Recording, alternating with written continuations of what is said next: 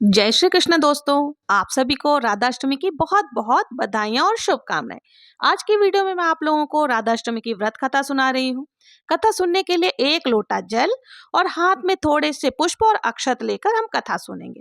तो राधाष्टमी की कथा इस प्रकार से है। भाद्रपद माह के शुक्ल पक्ष की अष्टमी तिथि का दिन था। महाराजा वृषभानु यमुना नदी में स्नान करने के लिए गए थे। यमुना जल में स्नान करने के लिए जब राजा उतरे तो उन्होंने वहां की प्रकृति के मनोरम दृश्य को देखकर बहुत आनंद हुआ और वो प्रकृति का आनंद उठाने लगे। प्रकृति के सुंदर दृश्यों को देखते देखते उन्होंने यमुना नदी में एक बहुत ही सुंदर सा कमल का पुष्प देखा। महाराजा वृषभानु खुद को रोक नहीं पाए और उनके कदम सहसा ही उस कमल की पुष्प की ओर बढ़ने लगे। कमल के पुष्प के पास जब राजा पहुंचे तो वो आश्चर्यचकित हो गए। उन्होंने देखा कि कमल के पुष्प पे एक लक्ष्मी स्वरूप नवजात कन्या है। महाराज ने चारों ओर अपनी दृष्टि दौड़ाई और देखने लगे कि कौन अपनी इतनी सुंदर और सुकोमल छोटी सी कन्या को यहाँ पुष्प पर लिटाकर चला गया है। इधर उधर देखने पर, आवाज लगाने पर कोई भी नहीं आया। तभी महाराज वृषभानु के हृदय में वात्सल्य उमड़ने लगा। पितृभाव से प्रेरित होकर महाराजा वृषभानु ने कन्या को अपने गोद में उठा लिया और सोचने लगे कि कौन इतना निर्दयी है जो अपने इतनी सुकोमल कन्या को यहाँ छोड़ गया है और इतनी भयानक नदी के अंदर कैसे छोड़ गया है। अब महाराज वृषभानु उस कन्या को खुद से दूर नहीं करना चाहते थे, लेकिन संकोचवश अपने साथ भी नहीं रख सकते थे, क्योंकि वो नहीं जानते थे कि ये सुंदर सुकोमल कन्या किसकी है। जब महाराज इधर उधेर बुन में उलझे हुए थे, तभी वहां पर ब्रह्म ऋषि प्रकट हुए और ब्रह्मा जी ने कहने लगे, वृषभान, तुमने और तुम्हारी पत्नी ने हजारों वर्ष तपस्या की है कि भगवान श्री कृष्ण की अर्धांगिनी तुम्हारे आंगन में जन्म ले।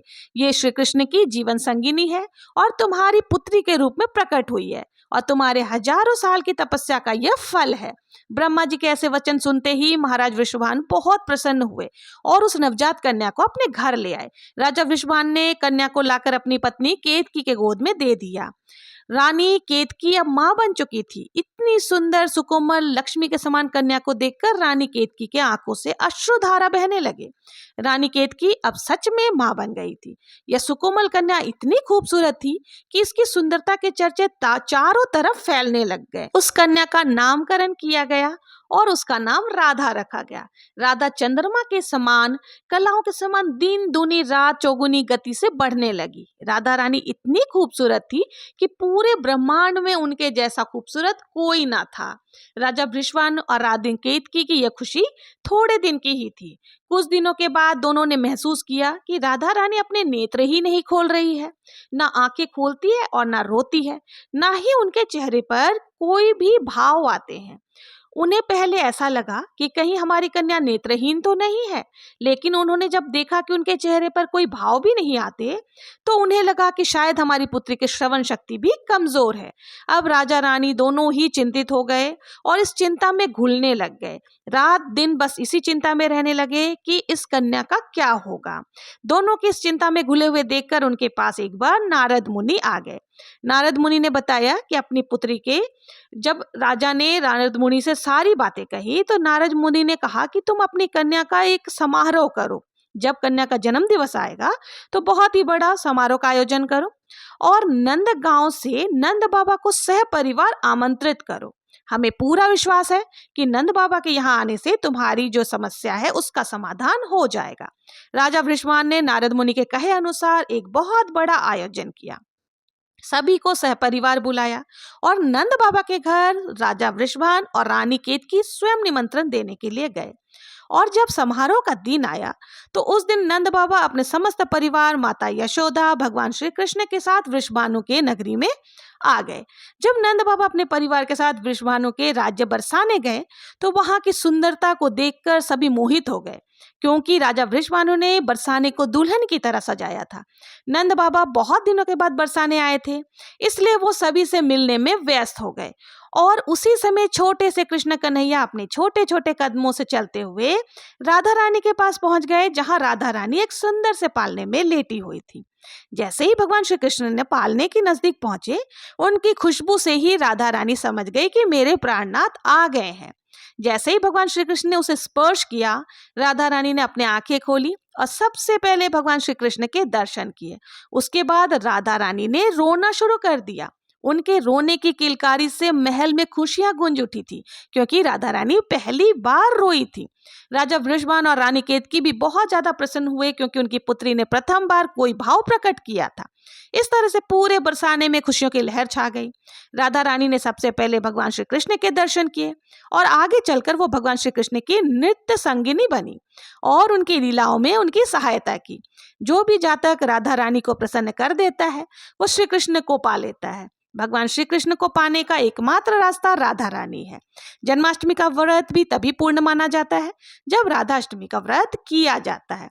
तो इसलिए जो भी जातक प्रेम पूर्वक राधा रानी का व्रत करे, राधाष्टमी का व्रत करे, उनके जीवन में सुखी विवाहित जीवन के साथ साथ घर में अन्न धन का भंडार भी भर जाता है, घर में सुख समृद्धि आती है।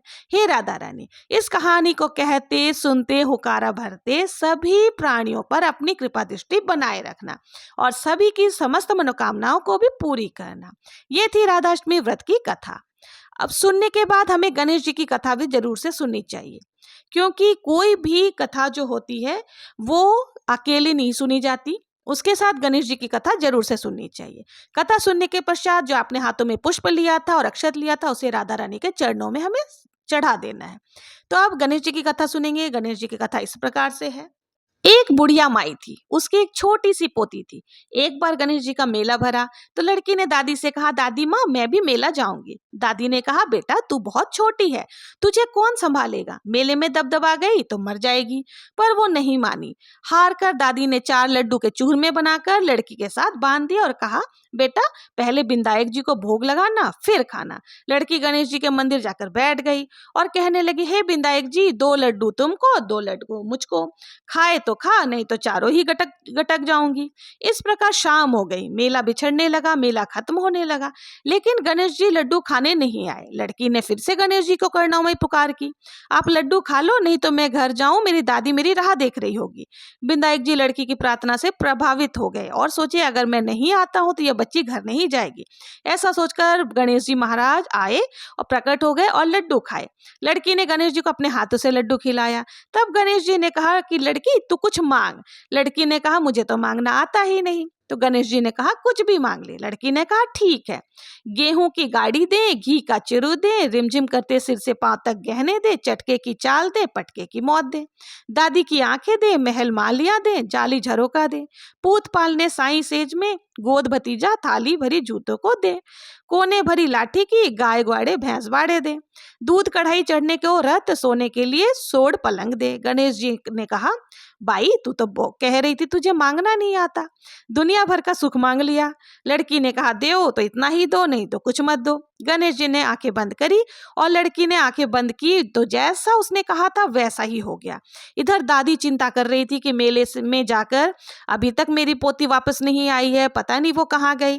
लेकिन किसी से भी पूछा तो किसी ने हामी नहीं भरी, सभी ने कहा कि वो तो हमारे साथ आई ही नहीं। फिर जब तक वो घर नहीं पहुंची तो बहुत दादी को चिंता होने लगी कि कहीं उसके साथ कुछ हो तो नहीं गया, अगर उसे कुछ हुआ तो मैं छत पर चढ़कर मर जाऊंगी। दादी ऐसा कहकर छत पर चली गई। तभी लोगों ने कहा, बुढ़िया माई देख देख तेरी लड़की तो रथ पर चढ़कर रिमझिम करती हुई आ रही है। तभी उसकी दादी की आंखों की रोशनी भी वापस आ गई। उसने अपनी पोती से पूछा, ये सब कैसे हुआ? लड़की ने कहा, गणेश जी टूटे हैं, मतलब गणेश जी की कृपा से ये सारी चीजें हमें प्राप्त हुई है। तो जिस प्रकार से गणेश जी आपने उस पोती को दिया, उस छोटी सी कन्या को दिया, वैसे ही सभी को देना। कहते सुनते हुकारा भरने वाले को भी समस्त मनोकामनाओं को पूर्ण करना। बोलो गणेश जी महाराज की जय। तो इस प्रकार से हम गणेश जी की कथा सुनने के पश्चात हमारी जो राधाष्टमी व्रत है वो पूर्ण हो जाती है। अगर आपको राधाष्टमी व्रत की कथा अच्छी लगी हो तो प्लीज कमेंट में जरूर से बताएं और इस प्रकार से कथा सुनने के लिए मेरे चैनल पर बने रहें। मिलते हैं किसी नेक्स्ट वीडियो में किसी और कथा के साथ। तब तक के लिए जय श्री कृष्णा, राधे राधे।